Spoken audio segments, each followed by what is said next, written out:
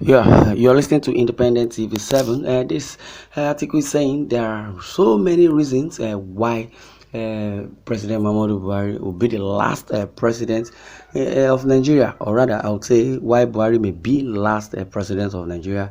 Coming from Honorable Wale Osun.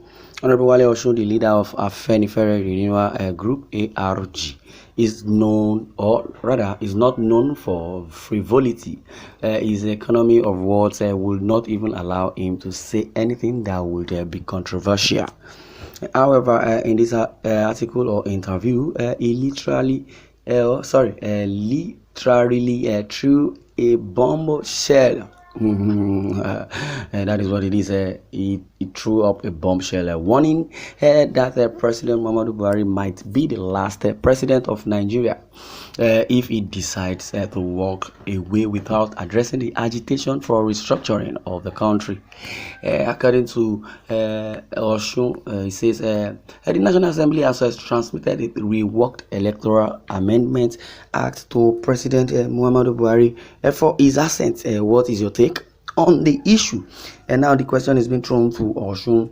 What is his take on the issue of a consensus candidate and the clause demanding the resignation of appointed public officer holders before going in for an election?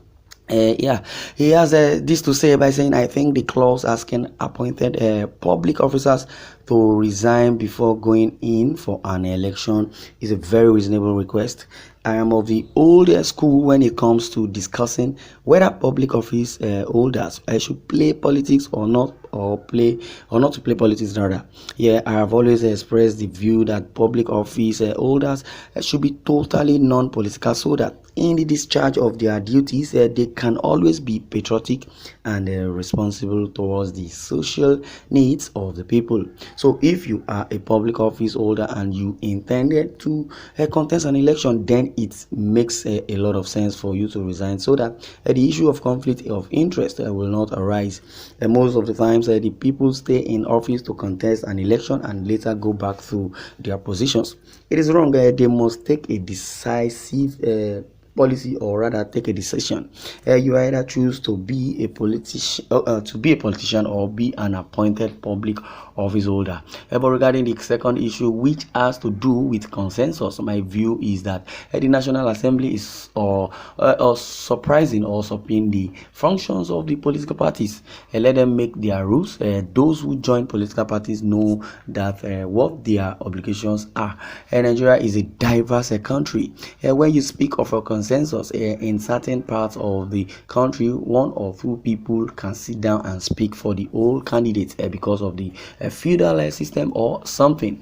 And that is the word of Oshun. He later buttressed by saying, but it in another part of the country, when you speak of consensus, you are talking of a marketplace, so we don't need to enforce the same regulation. And to my mind, I believe political parties should have been left to decide or define what consensus really is. What should concern the electoral agency INEC is ensuring that the parties comply with their constitutions. That is why the issue of the direct primary was thrown out. I subscribe to that so that parties can decide the best approach for themselves. But then we have little or no time, or say now, before the next general elections. I think delaying signing it into law might also throw up its own hindrances. The president can weigh all the available options, but for my mind, yes, the election is around the corner, and all the processes that guides the conduct of these elections are subject to this particular law. Perhaps it will make sense for the president to sign the law and then seek an amendment if there is a dissatisfaction with any of the clauses. Well, I think that that may be a better option. That process is always there, because there is no law that is sacrosanct. Wow, that English is paramount. Well, the second question, thrown at him says, do you also believe that what the National Assembly did was a move to check the overbearing of the governors? And that's the question. Well, the interesting thing about Nigeria is that all public office holders are dictators. Wow. And most of the times, the interest of the common people people is always a secondary. What you speak of the governors, you can also speak of the National Assembly. When the National Assembly initially decided to adopt a direct primary, they were also thinking of themselves. They were not thinking of the nation or the masses. They were not thinking of the independence of the people, the need for people to take their decisions. To them, they were using their position to favor themselves. So if the governors are doing likewise, it all boils down to the same thing. I can only hope that Nigerians themselves can begin to put their hearts where their mouth is.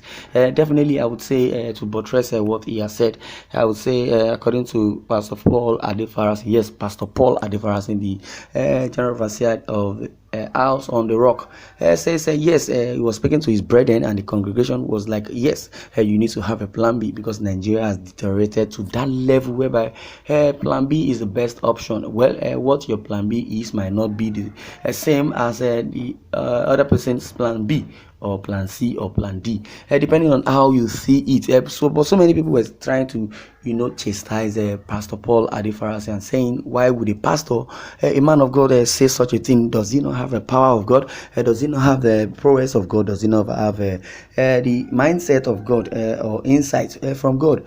He rather said yes. Being a pastor does not mean when you see physical occurrence, you should approach it with a spiritual occurrence or a spiritual approach, because this is physical, because Nigeria has deteriorated to that level whereby insecurity has been the order of the day, and rather I would say bankruptcy has gone round the fence and the wall of Nigeria. They do not know what to do any longer, because I believe Buhari does not really speak the minds of his own people, rather I would say the minds of Nigerians.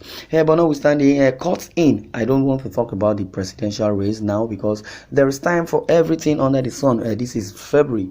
We are still talking of a whole year before the election. Right from the moment this government came in, people have been talking about the presidency.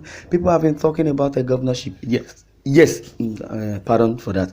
We should be talking about governance. Okay, that is where the point is.